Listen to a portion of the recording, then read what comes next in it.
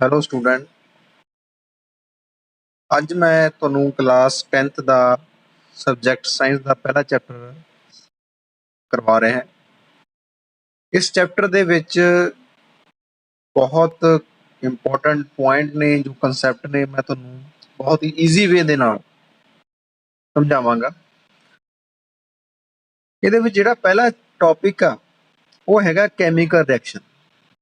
Chemical reaction ਕੀ ਹੁੰਦੀ ਆ ਇਹ ਤੁਸੀਂ ਛੋਟੀ ਕਲਾਸਾਂ ਦੇ ਵਿੱਚ ਵੀ ਪੜ੍ਹਿਆ ਹੋਇਆ।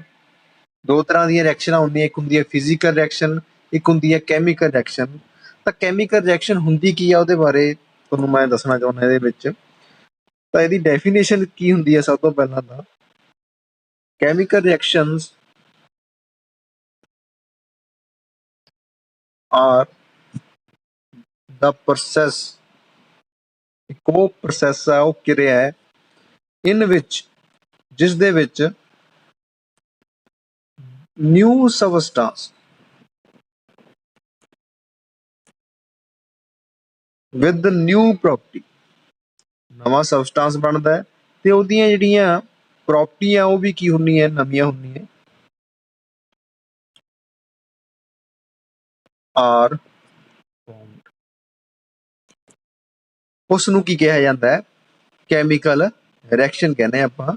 ਹੁਣ ਇਹਦੇ ਵਿੱਚ ਜੋ ਮੇਨ ਪੁਆਇੰਟ ਆ ਕੈਮੀਕਲ ਰਿਐਕਸ਼ਨ ਦੀ, ਪਹਿਲਾਂ ਤਾਂ ਡੈਫੀਨੇਸ਼ਨ ਆ, ਉਸ ਤੋਂ ਬਾਅਦ ਇਹਦੇ ਵਿੱਚ ਆਪਾਂ ਦੱਸਾਂਗਾ ਕਿ ਜਦੋਂ ਕੈਮੀਕਲ ਰਿਐਕਸ਼ਨ ਹੁੰਦੀ ਆ, ਡਿਊਰਿੰਗ ਕੈਮੀਕਲ ਰਿਐਕਸ਼ਨ, ਤਾਂ ਆਪਾਂ ਨੂੰ ਕੀ ਦੇਖਣ ਨੂੰ ਮਿਲਦਾ। ਤਾਂ ਦੇਖੋ ਇਹਦੇ ਵਿੱਚ ਜਿਵੇਂ ਆਪਾਂ ਐਗਜ਼ਾਮਪਲ ਲੈਂਦੇ ਆ, A + B, ਇਹ ਮਿਲ ਕੇ ਕੀ ਬਣ ਗਿਆ? C ਬਣ ਗਿਆ। ਹੁਣ ਜਿਹੜੇ A ਅਤੇ B ਨੇ, ਇਹਨਾਂ ਨੂੰ ਆਪਾਂ ਕਿਹਾ ਜਾਂਦਾ, ਇਹਨਾਂ ਨੂੰ ਕਹਿੰਦੇ ਆਪਾਂ ਰਿਐਕਟੈਂਟਸ। ਇਹ ਦੋ ਚੀਜ਼ਾਂ ਮਿਲ ਗਈਆਂ, ਮਿਲ ਕੇ ਨੇ ਇੱਕ ਨਵੀਂ ਚੀਜ਼ ਬਣਾਤੀ, ਇਹਨੂੰ ਕਿਹਾ ਜਾਂਦਾ ਹੈ ਪ੍ਰੋਡਕਟ। ਕਿ ਜਦੋਂ ਵੀ ਕੈਮੀਕਲ ਰਿਐਕਸ਼ਨ ਹੁੰਦੀ ਆ ਤਾਂ ਦੋ ਜਾਂ ਦੋ ਤੋਂ ਜ਼ਿਆਦਾ ਰਿਐਕਟੈਂਟਸ ਇੱਕ ਦੂਜੇ ਨਾਲ ਮਿਲਦੇ ਆ ਤੇ ਉਹ ਮਿਲ ਕੇ ਇੱਕ ਨਵਾਂ ਪ੍ਰੋਡਕਟ ਬਣਾਉਂਦੇ ਆ। ਜਿਹੜਾ ਨਵਾਂ ਪ੍ਰੋਡਕਟ ਹੁੰਦਾ ਹੈ ਉਹਦੀਆਂ ਪ੍ਰੋਪਰਟੀਜ਼ ਕੀ ਹੁੰਦੀਆਂ? ਡਿਫਰੈਂਟ ਹੁੰਦੀਆਂ ਕਿਹਦੇ ਨਾਲੋਂ? ਰਿਐਕਟੈਂਟ ਨਾਲੋਂ। ਇਸ ਪ੍ਰੋਸੈਸ ਨੂੰ ਆਪਾਂ ਕੀ ਕਹਿੰਦੇ ਆ? Chemical reaction. ਤਾਂ ਹੁਣ ਤੁਹਾਨੂੰ ਇਹਦੀ ਜਿਹੜੀ ਡੈਫੀਨੇਸ਼ਨ ਆ ਉਹ ਕਲੀਅਰ ਹੋ ਚੁੱਕੀ ਹੋਵੇਗੀ। ਜਿਵੇਂ ਇਹਦੇ ਵਿੱਚ ਇੱਕ ਐਗਜ਼ਾਮਪਲ ਆ ਜਾਂਦੀ ਆ, ਮੈਗਨੀਸ਼ੀਅਮ ਪਲਸ ਆਕਸੀਜਨ, ਇਹ ਦੋਨੋਂ ਮਿਲ ਕੇ ਕੀ ਬਣਾਉਂਦੇ ਆ? ਮੈਗਨੀਸ਼ੀਅਮ ਆਕਸਾਈਡ ਬਣਾਇਆ ਜਾਂਦਾ ਹੈ। ਇਹ ਸੋਲਿਡ ਹੁੰਦਾ ਹੈ, ਇਹ ਗੈਸਿਸ ਹੁੰਦੀ ਆ, ਇਹ ਵੀ ਸੋਲਿਡ ਫਾਰਮ ਚ ਆ ਜਾਂਦਾ। ਸੋ ਇਹ ਜਿਹੜੀ ਆ ਰਿਐਕਸ਼ਨ ਹੋ ਰਹੀ ਹੈ, ਇਹਨੂੰ ਕੀ ਕਿਹਾ ਜਾਂਦਾ ਹੈ? They are, it is called chemical reaction. ਹੁਣ ਜੇ ਆਪਾਂ ਹੋਰ ਐਗਜ਼ਾਮਪਲਾਂ ਲੈਣੀਆਂ ਹੋਣ ਜੋ ਆਪਣੀ ਡੇਲੀ ਲਾਈਫ ਦੇ ਵਿੱਚ ਅਕਰ ਹੁੰਦੀਆਂ, ਉਹ ਦੇਖ ਲਓ ਕਿਹੜੀ ਕਿਹੜੀ ਹੋ ਸਕਦੀਆਂ। ਹੈਡਿੰਗ ਪਾ ਲੈਂਦੇ ਆਪਾਂ ਇਹਦੇ ਵਿੱਚ, examples of chemical reaction in daily life।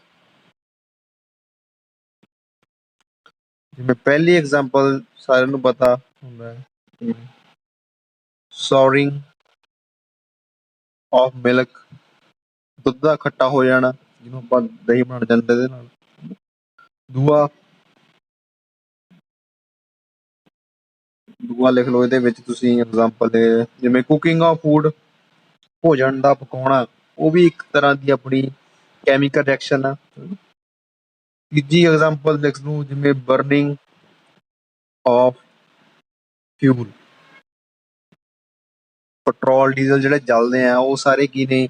ਇਹ ਕੈਮੀਕਲ ਰਿਐਕਸ਼ਨ ਦਾ ਹੀ ਪਾਰਟ ਨੇ। ਲਾਸਟ ਐਗਜ਼ਾਮਪਲ ਲਿਖ ਲੈਂਦੇ ਆਪਾਂ, ਜਿਵੇਂ digestion of food in our body, ਜਿਹੜਾ ਭੋਜਨ ਦਾ ਪਚਣਾ ਆਪਣੇ ਸਰੀਰ ਦੇ ਵਿੱਚ, ਉਹ ਵੀ ਇੱਕ ਤਰ੍ਹਾਂ ਦੀ ਆਪਣੀ ਕੈਮੀਕਲ ਰਿਐਕਸ਼ਨ। ਸੋ ਤੁਹਾਨੂੰ ਆਈ ਹੋਪ ਕਲੀਅਰ ਹੋ ਚੁੱਕਿਆ ਹੋਵੇਗਾ ਕਿ ਕੈਮੀਕਲ ਰਿਐਕਸ਼ਨ ਕੀ ਹੈ ਤੇ ਇਹਨਾਂ ਦੀਆਂ ਐਗਜ਼ਾਮਪਲਾਂ। ਹੁਣ ਇਹ ਤੋਂ ਬਾਅਦ ਇਹਦੇ ਵਿੱਚ ਆਪਾਂ ਪੜਾਂਗੇ ਜੋ ਟੌਪਿਕ ਆ ਜਾਂਦਾ ਹੈ, ਉਹ ਹੈਗਾ ਕਰੈਕਟਰਿਸਟਿਕਸ ਆਫ ਕੈਮੀਕਲ ਰਿਐਕਸ਼ਨ ਕਿ ਜਦੋਂ ਕੋਈ ਕੈਮੀਕਲ ਰਿਐਕਸ਼ਨ ਹੁੰਦੀ ਆ ਤਾਂ ਆਪਾਂ ਨੂੰ ਕੀ ਉਹਦੇ ਵਿੱਚ ਵਿਸ਼ੇਸ਼ਤਾ ਦੇਖਣ ਨੂੰ ਮਿਲਦੀ ਹੈ। ਕਰੈਕਟਰਿਸਟਿਕ ਹੁੰਦਾ ਵਿਸ਼ੇਸ਼ਤਾ। ਤਾਂ ਦੇਖੋ ਵੀ ਇਹਦੇ ਵਿੱਚ ਜਿਹੜੇ ਆ 5 ਪੁਆਇੰਟ ਮੈਂ ਲਿਖਾਵਾਂਗਾ, ਇਹਨਾਂ ਦੇ ਵਿੱਚੋਂ ਤੁਹਾਨੂੰ ਬੋਰਡ ਦੇ ਵਿੱਚੋਂ ਕਈ ਵਾਰ ਐਕਟੀਵਿਟੀ ਦੇ ਰੂਪ ਦੇ ਵਿੱਚ ਕੁਐਸਚਨ ਪੁੱਛਿਆ ਜਾਂਦਾ, ਚਾਹੇ CBSE ਹੋਵੇ ਚਾਹੇ ਉਹ ਪੰਜਾਬ ਬੋਰਡ ਹੋਵੇ। ਤਾਂ ਜਿਹੜੀ ਪਹਿਲੀ ਕਰੈਕਟਰਿਸਟਿਕ ਆ ਇਹਦੀ ਉਹ ਹੈਗੀ ਆ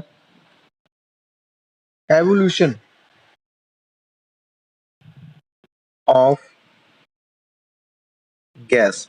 ਮਤਲਬ ਜਦੋਂ ਵੀ ਕੋਈ ਕੈਮੀਕਲ ਰਿਐਕਸ਼ਨ ਹੁੰਦੀ ਆ ਤਾਂ ਆਪਾਂ ਨੂੰ ਦੇਖਣ ਨੂੰ ਮਿਲਦਾ ਹੈ ਕਿ ਉਹਦੇ ਵਿੱਚੋਂ ਕੋਈ ਨਾ ਕੋਈ ਗੈਸ ਫਾਰਮ ਹੁੰਦੀ ਦਿਖਾਈ ਦਿੰਦੀ ਹੈ। ਐਗਜ਼ਾਮਪਲ ਦੇ ਰੂਪ ਦੇ ਵਿੱਚ ਜੇ ਸਮਝਣਾ ਹੋਵੇ, ਜਿਵੇਂ ਆ ਇਹਨੂੰ ਕਹਿੰਦੇ ਆ ਜ਼ਿੰਕ, Zn ਹੁੰਦਾ ਜ਼ਿੰਕ। ਇਹਨੂੰ ਜੇ ਆਪਾਂ H2SO4 ਇਹਨੂੰ ਕਿਹਾ ਜਾਂਦਾ ਹੈ ਸਲਫਿਊਰਿਕ ਐਸਿਡ ਦੇ ਨਾਲ ਰਿਐਕਟ ਕਰਾਇਆ ਜਾਂਦਾ ਹੈ ਤਾਂ ਕੀ ਬਣਦਾ ਹੈ, zinc sulphate plus hydrogen gas. ਹੁਣ ਦੇਖੋ ਜਿਹੜੀ ਆ ਰਿਐਕਸ਼ਨ ਹੋਈ, ਇਸ ਰਿਐਕਸ਼ਨ ਦੇ ਵਿੱਚ ਜਿਹੜੀ ਪ੍ਰੋਡਕਟ ਸਾਈਡ ਆ, ਆਹ ਪ੍ਰੋਡਕਟ ਸਾਈਡ ਆਪਾਂ ਨੂੰ ਗੈਸ ਬਣਦੀ ਦਿਖਾਈ ਦੇ ਰਹੀ ਆ ਕਿਹੜੀ ਇਸ ਰਿਐਕਸ਼ਨ ਦੇ ਵਿੱਚ, ਹਾਈਡਰੋਜਨ। ਸੋ ਇਹ ਕੈਮੀਕਲ ਰਿਐਕਸ਼ਨ ਦਾ ਪਹਿਲਾ ਕਰੈਕਟਰਿਸਟਿਕ ਆ ਕਿ ਜਦੋਂ ਵੀ ਕੋਈ ਰਿਐਕਸ਼ਨ ਹੋਵੇਗੀ ਤਾਂ ਆਪਾਂ ਨੂੰ ਗੈਸ ਦੀ ਫਾਰਮੇਸ਼ਨ ਹੁੰਦੀ ਦਿਖਾਈ ਦਿੰਦੀ। ਸੋ ਇਹ ਐਗਜ਼ਾਮਪਲ ਇਹ ਮੈਂ ਤੁਹਾਨੂੰ ਬਾਅਦ ਚੋਂ ਸਮਝਾਵਾਂਗਾ ਵੀ ਕਿ ਕਿਸ ਤਰ੍ਹਾਂ ਇਹ ਰਿਐਕਸ਼ਨ ਹੋਈ ਜਦੋਂ ਆਪਾਂ ਟਾਈਪਸ ਆਫ ਕੈਮੀਕਲ ਰਿਐਕਸ਼ਨ ਕਰਾਂਗੇ। ਸੋ ਇਹ ਸੀ ਪਹਿਲਾ ਕਰੈਕਟਰਿਸਟਿਕ ਇਸ ਕੈਮੀਕਲ ਰਿਐਕਸ਼ਨ ਦਾ। ਉਹ ਤੋਂ ਬਾਅਦ ਨੈਕਸਟ ਇਹਦਾ ਆ ਜਾਂਦਾ ਹੈ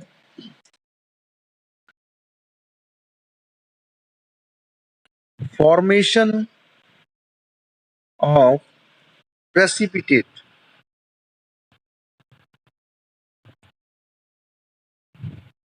ਇਹ ਕੀ ਹੁੰਦਾ?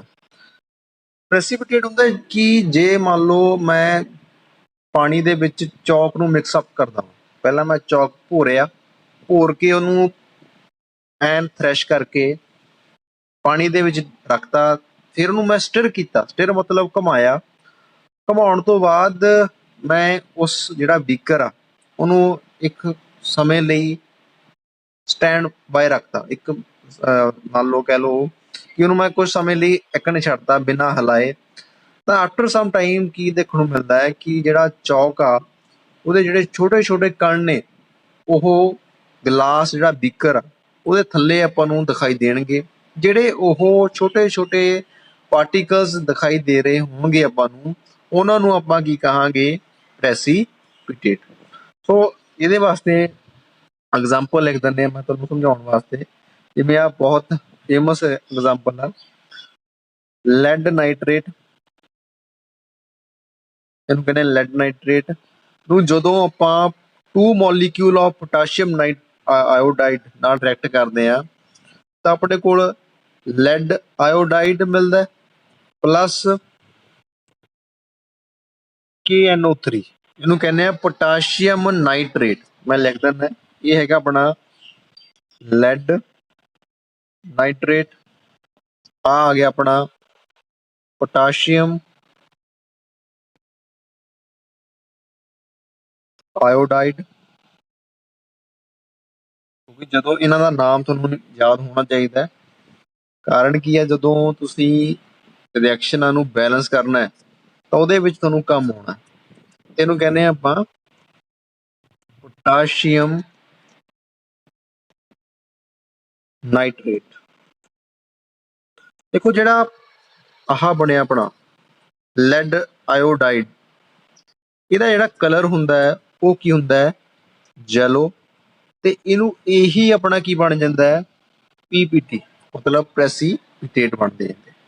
ਸੋ ਇਹ ਸੀ ਫਾਰਮੇਸ਼ਨ ਆਫ ਪ੍ਰੈਸੀਪਿਟੇਟ। ਮਤਲਬ ਜਦੋਂ ਵੀ ਕੋਈ ਕੈਮੀਕਲ ਰਿਐਕਸ਼ਨ ਹੁੰਦੀ ਆ ਤਾਂ ਆਪਾਂ ਨੂੰ ਉਹਦੇ ਵਿੱਚ ਛੋਟੇ ਛੋਟੇ ਕਣ ਬਣਦੇ ਦਿਖਾਈ ਦੇ ਰਹੇ ਹੁੰਦੇ ਆ, ਉਸ ਛੋਟੇ ਛੋਟੇ ਪਾਰਟੀਕਲਸ ਨੂੰ ਆਪਾਂ ਕੀ ਕਹਿੰਦੇ ਆ? ਪ੍ਰੈਸੀਪਿਟੇਟ। ਸੋ ਇਹ ਸੀ ਸੈਕੰਡ ਕਰੈਕਟਰਿਸਟਿਕ। ਉਹ ਤੋਂ ਬਾਅਦ ਇੱਕ ਹੋਰ ਮੈਂ ਤੁਹਾਨੂੰ ਕਰਾਉਣਾ ਇਹਦੇ ਵਿੱਚ ਨੈਕਸਟ ਇਹਦਾ ਕਰੈਕਟਰਿਸਟਿਕਸ। ਜਿਵੇਂ ਥਰਡ ਆ ਜਾਂਦਾ ਕਿ ਚੇਂਜ ਇਨ ਕਲਰ। ਕਿ ਜਦੋਂ ਵੀ ਕੋਈ ਕੈਮੀਕਲ ਰਿਐਕਸ਼ਨ ਹੋਵੇਗੀ ਤਾਂ ਆਪਾਂ ਨੂੰ ਉਹਦੇ ਵਿੱਚ ਕਲਰ ਚੇਂਜ ਦੇਖਣ ਨੂੰ ਮਿਲਦਾ ਹੈ। ਜਿਵੇਂ ਇਹਦੇ ਵਿੱਚ ਮੈਂ ਤੁਹਾਨੂੰ ਐਗਜ਼ਾਮਪਲ ਸਮਝਾ ਦਿੰਦਾ ਇੱਕ, ਜਿਵੇਂ ਆ ਆਏਗਾ ਸਿਟਰਿਕ ਐਸਿਡ। ਸਿਟਰਿਕ ਐਸਿਡ ਕੀ ਚ ਪਾਇਆ ਜਾਂਦਾ ਵੀ, ਇਹ ਯਾਦ ਰੱਖਣਾ, ਜਿੰਨੀਆਂ ਵੀ ਖੱਟੀਆਂ ਚੀਜ਼ਾਂ ਹੁੰਦੀਆਂ ਉਹਨਾਂ ਦੇ ਵਿੱਚ ਸਿਟਰਿਕ ਐਸਿਡ ਪਾਇਆ ਜਾਂਦਾ ਹੈ। ਇਹਦਾ ਫਾਰਮੂਲਾ ਵੀ ਦੱਸ ਦਿੰਦਾ ਤੁਹਾਨੂੰ, ਕਈ ਵਾਰ ਜੇ ਪੁੱਛ ਲਵੇ ਐਗਜ਼ਾਮੀਨਰ, ਜਦੋਂ ਵਾਈਵਾ ਹੁੰਦਾ ਉਹਨਾਂ ਵਿੱਚ ਪੁੱਛਿਆ ਜਾਂਦਾ ਹੈ C6H8O7। ਇਹਨੂੰ ਜਦੋਂ ਮੈਂ ਰਿਐਕਟ ਕਰਾਵਾਂਗਾ ਪੋਟਾਸ਼ੀਅਮ ਪਰਮੈਂਗਨੇਟ, ਇਹਦਾ ਫਾਰਮੂਲਾ ਹੁੰਦਾ KMnO4। ਤਾਂ ਜਿਹੜਾ ਇਹਦਾ ਸੋਲਿਊਸ਼ਨ ਆਊਗਾ, ਇੱਥੇ ਜਿਹੜਾ ਪ੍ਰੋਡਕਟ ਬਣੇਗਾ,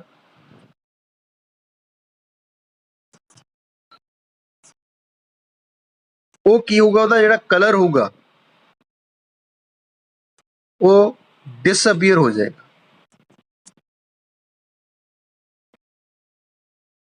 ਦੇਖੋ ਇਹਦੇ ਵਿੱਚ ਕੀ ਹੁੰਦਾ ਹੈ, ਜਿਹੜਾ ਪੋਟਾਸ਼ੀਅਮ ਪਰਮੈਂਗਨੇਟ ਆ, ਇਹਨੂੰ ਕਹਿੰਦੇ ਆ ਪੋਟਾਸ਼ੀਅਮ ਪਰਮੈਂਗਨੇਟ। ਇਹਦਾ ਜਿਹੜਾ ਕਲਰ ਹੁੰਦਾ ਉਹਦਾ ਰੰਗ ਹੁੰਦਾ ਹੈ ਪਰਪਲ। ਯਾਦ ਰੱਖਣਾ, ਪੁੱਛ ਲੈਂਦਾ ਕਈ ਵਾਰ ਇਹ ਵੀ, ਜਿਹੜਾ ਪੋਟਾਸ਼ੀਅਮ ਪਰਮੈਂਗਨੇਟ ਆ ਇਹਦਾ ਜਿਹੜਾ ਕਲਰ ਆ ਉਹ ਕੀ ਆ, ਪਰਪਲ ਹੁੰਦਾ ਹੈ। ਜਦੋਂ ਮੈਂ ਇਹਨੂੰ ਸਿਟਰਿਕ ਐਸਿਡ ਦੇ ਨਾਲ ਰਿਐਕਟ ਕਰਾਉਣਾ ਹੈ ਤਾਂ ਇਹਦਾ ਜਿਹੜਾ ਪ੍ਰੋਡਕਟ ਬਣੇਗਾ ਉਹ ਕੀ ਹੋਵੇਗਾ, ਕਲਰਲੈਸ ਹੋਊਗਾ, ਮਤਲਬ ਉਹਦਾ ਕੋਈ ਵੀ ਕਲਰ ਨਹੀਂ ਹੋਵੇਗਾ। ਸੋ ਇਹ ਸੀ ਤੀਜਾ ਕਰੈਕਟਰਿਸਟਿਕ ਰਿਐਕਸ਼ਨ ਦਾ ਜਦੋਂ ਹੁੰਦੀ ਆ। ਉਸ ਤੋਂ ਬਾਅਦ ਫੋਰਥ ਕਰਦੇ ਆਪਾਂ ਇਹਦੇ ਵਿੱਚ, ਇੰਪੋਰਟੈਂਟ ਹੈ ਵੀ, change in temperature. Change in temperature, ਇਹਦਾ ਮਤਲਬ ਕੀ ਹੈ? ਇਹਦੇ ਵਿੱਚ ਦੇਖਣ ਨੂੰ ਮਿਲਦਾ ਹੈ ਕਿ ਜਦੋਂ ਵੀ ਕੋਈ ਕੈਮੀਕਲ ਰਿਐਕਸ਼ਨ ਹੁੰਦੀ ਆ ਤਾਂ ਉਹਦੇ ਵਿੱਚ ਆਪਾਂ ਨੂੰ ਟੈਂਪਰੇਚਰ ਦੇ ਵਿੱਚ ਚੇਂਜਸ ਦੇਖਣ ਨੂੰ ਮਿਲਦੀਆਂ। ਜੇ ਸਿੰਪਲ ਐਗਜ਼ਾਮਪਲ ਮੈਂ ਤੁਹਾਨੂੰ ਸਮਝਾਉਣਾ ਹੋਵੇ ਐਵਰੀਡੇ ਲਾਈਫ ਦੇ ਵਿੱਚ, ਜਿਵੇਂ ਤੁਸੀਂ ਸੁਣਿਆ ਹੋਣਾ ਹੈ ਕਿ ਜਦੋਂ ਆਪਾਂ ਕਲੀ ਕਰਦੇ ਹਾਂ, ਕਲੀ ਕਰਨ ਵਾਸਤੇ ਆਪਾਂ ਕੀ ਕਰਦੇ ਹਾਂ, ਪਹਿਲਾਂ ਪਾਣੀ ਦੇ ਵਿੱਚ ਚੂਨਾ, ਕਹਿੰਦੇ ਚੁਣਿਆ ਹੁੰਦਾ ਉਹ ਕਿਉਕਲਾਈਨ, ਹਨਾ, ਰਿਐਕਸ਼ਨ ਕਰਾਵਾਂਗਾ ਮੈਂ। ਜਦੋਂ ਚੂਨੇ ਨੂੰ ਮੈਂ ਪਾਣੀ ਦੇ ਵਿੱਚ ਪਾਉਣਾ ਹੈ ਤਾਂ ਜੇਕਰ ਆਪਾਂ ਜਦੇ ਹੀ ਹੱਥ ਉਹਦੇ ਵਿੱਚ ਐਡ ਕਰਤਾ ਆਪਣਾ, ਤਾਂ ਆਪਣਾ ਹੱਥ ਜਿਹੜਾ ਹੈ ਉਹ ਜਲ ਸਕਦਾ। ਕਾਰਨ ਕੀ ਹੁੰਦਾ ਹੈ ਕਿ ਜਦੋਂ ਆਪਾਂ ਕਿਉਕਲਾਈਨ, ਠੀਕ ਹੈ, ਕਿਉਕਲਾਈਨ ਨੂੰ ਪਾਣੀ ਨਾਲ ਰਿਐਕਟ ਕਰਦੇ ਆ ਤਾਂ ਉਹ ਕੀ ਬਣ ਜਾਂਦਾ ਹੈ, ਸਲੇਕਡ ਲਾਈਨ। ਜਦੋਂ ਆ ਬਣਦਾ ਪ੍ਰੋਡਕਟ ਤਾਂ ਉਹਦੇ ਵਿੱਚ ਬਹੁਤ ਜ਼ਿਆਦਾ ਹੀਟ ਕੀ ਹੁੰਦੀ ਆ, ਪ੍ਰੋਡਿਊਸ ਹੁੰਦੀ ਆ। ਸੋ ਜਦੋਂ ਹੀਟ ਪ੍ਰੋਡਿਊਸ ਹੋ ਜਾਂਦੀ ਆ ਤਾਂ ਉਸ ਰਿਐਕਸ਼ਨ ਦਾ ਕੀ ਵੱਧ ਜਾਂਦਾ ਹੈ, ਟੈਂਪਰੇਚਰ ਵੱਧ ਜਾਂਦਾ ਹੈ। ਸੋ ਇਹ ਆਪਾਂ ਕਹਿ ਸਕਦੇ ਹੋ ਇਹਦਾ ਜਿਹੜਾ ਫੋਰਥ ਕਰੈਕਟਰਿਸਟਿਕਸ ਆ ਗਿਆ ਕਿ ਜਦੋਂ ਆਪਾਂ ਕਿਸੇ ਰਿਐਕਸ਼ਨ ਨੂੰ ਪਰਫਾਰਮ ਕਰਦੇ ਹੁੰਦੇ ਆ ਤਾਂ ਟੈਂਪਰੇਚਰ ਵੱਧਦਾ ਵੀ ਆ ਜਾਂ ਘਟਦਾ ਵੀ ਆ। ਮੈਂ ਅੱਗੇ ਦੱਸੂਗਾ ਕਿ ਇਹਦੇ ਵਿੱਚ ਦੋ ਤਰ੍ਹਾਂ ਦੇ ਹੁੰਦੇ ਆ ਰਿਐਕਸ਼ਨਾਂ, ਇੱਕ ਹੁੰਦੀ ਹੈ ਐਂਡੋਥਰਮਿਕ, ਇੱਕ ਹੁੰਦੀ ਹੈ ਐਗਜ਼ੋਥਰਮਿਕ। ਉਹ ਅਗਲਾ ਟੌਪਿਕ ਆਊਗਾ ਬੜਾ। ਅੱਜ ਆਪਣਾ ਸਿਰਫ ਕੀ ਆ, ਕਰੈਕਟਰਿਸਟਿਕਸ ਬਾਰੇ ਸਮਝਾ ਰਹੇ ਹਾਂ ਕਿ ਕਿਹੜੇ ਕਿਹੜੇ ਕਰੈਕਟਰਿਸਟਿਕਸ ਦੇਖਣ ਨੂੰ ਮਿਲਦੇ ਆ ਕਿ ਜਦੋਂ ਕੈਮੀਕਲ ਰਿਐਕਸ਼ਨ ਪਰਫਾਰਮ ਹੁੰਦੀ। ਉਹ ਤੋਂ ਬਾਅਦ ਦੇਖੋ ਇਹਦੇ ਵਿੱਚ ਜਿਹੜਾ ਫਿਫਥ ਇਹਦਾ ਕਰੈਕਟਰਿਸਟਿਕ ਆ ਉਹ ਹੈਗਾ ਚੇਂਜ ਇਨ ਸਟੇਟ। ਸਟੇਟ ਕੀ ਹੁੰਦੀ ਹੈ, ਮਤਲਬ ਉਹਦੀ ਫਿਜ਼ੀਕਲ ਸਟੇਟ ਦੀ ਗੱਲ ਕਰ ਰਿਹਾ ਹੈ। ਤਿੰਨ ਤਰ੍ਹਾਂ ਦੀ ਦੇਖਣ ਨੂੰ ਮਿਲਦੀ ਆਮ ਤੌਰ ਤੇ, ਇੱਕ ਹੁੰਦੇ ਆ ਸੋਲਿਡ, ਇੱਕ ਹੁੰਦੇ ਲਿਕੁਇਡ ਤੇ ਇੱਕ ਹੁੰਦੇ ਗੈਸ। ਹੁਣ ਜਦੋਂ ਕੋਈ ਕੈਮੀਕਲ ਰਿਐਕਸ਼ਨ ਹੁੰਦੀ ਆ ਤਾਂ ਉਹਦੇ ਵਿੱਚ ਆਪਾਂ ਨੂੰ ਸਟੇਟ ਦੇ ਵਿੱਚ ਚੇਂਜ ਹੁੰਦਾ ਦਿਖਾਈ ਦਿੰਦਾ। ਜਿਵੇਂ ਐਗਜ਼ਾਮਪਲ ਦੇ ਰੂਪ ਦੇ ਵਿੱਚ ਤੁਸੀਂ ਦਿਖਾਇਆ ਹੋਊਗਾ, ਇਹਦੀ ਜੇ ਸਿੰਪਲ ਐਗਜ਼ਾਮਪਲ ਸਮਝਣੀ ਆਪਾਂ ਨੇ ਚੇਂਜ ਸਟੇਟ ਦੀ, ਜਦੋਂ ਆਪਾਂ ਵੈਕਸ ਆ ਜਿਹੜਾ, ਵੈਨ ਵੈਕਸ ਜਿਹੜੀ ਹੁੰਦੀ ਆ ਇਜ਼ ਬਰਨਡ, ਜਿਹਨੂੰ ਆਪਾਂ ਕਹਿੰਦੇ ਕੈਂਡਲ ਦੇ ਵਿੱਚ ਜਿਹੜੀ ਮੋਮ ਹੁੰਦਾ ਹੈ ਉਹ ਸੋਲਿਡ ਹੁੰਦਾ। ਉਹਨੂੰ ਜਦੋਂ ਮੋਮਬੱਤੀ ਨੂੰ ਜਲਾਇਆ ਜਾਂਦਾ ਹੈ ਤਾਂ ਕੀ ਹੁੰਦਾ, ਬਰਨ ਕੀਤਾ ਜਾਂਦਾ ਹੈ, ਦੈਨ ਵਾਟਰ ਪਿਘਲਣ ਲੱਗ ਜਾਂਦੀ ਹੈ ਐਂਡ ਗੈਸ ਪੈਦਾ ਹੁੰਦੀ ਹੈ ਕਿਹੜੀ carbon dioxide gas is formed ਕਹ ਲਓ ਫਾਰਮਡ।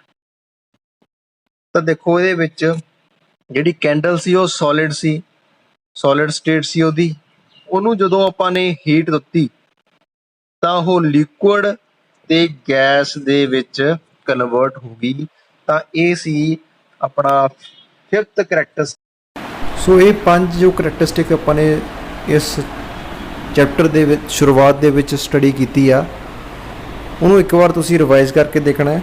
ਮੈਂ ਹੋਪ ਕਰਦਾ ਹਾਂ ਕਿ ਤੁਸੀਂ ਇਹ ਚੈਪਟਰ ਜਿਹੜਾ ਪੜ੍ਹਿਆ ਅੱਜ ਇਹਨੂੰ ਚੰਗੀ ਤਰ੍ਹਾਂ ਸਮਝ ਚੁੱਕੇ ਹੋਵੋਗੇ। ਇਹਨਾਂ ਦੇ ਜਿਹੜੀਆਂ ਐਗਜ਼ਾਮਪਲ ਲਈਆਂ ਆਪਾਂ ਨੇ ਉਹ ਇੰਪੋਰਟੈਂਟ ਨੇ।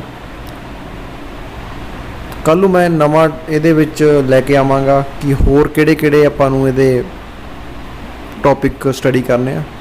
ਸੋ ਅੱਜ ਲਈ ਆਪਾਂ ਇੰਨਾ ਬਹੁਤ ਕਰਦੇ ਹਾਂ, ਅੱਜ ਲਈ ਬਹੁਤ ਹੈ ਆਪਣੇ ਲਈ ਇਹ। So thanks for watching my videos and subscribe my channel.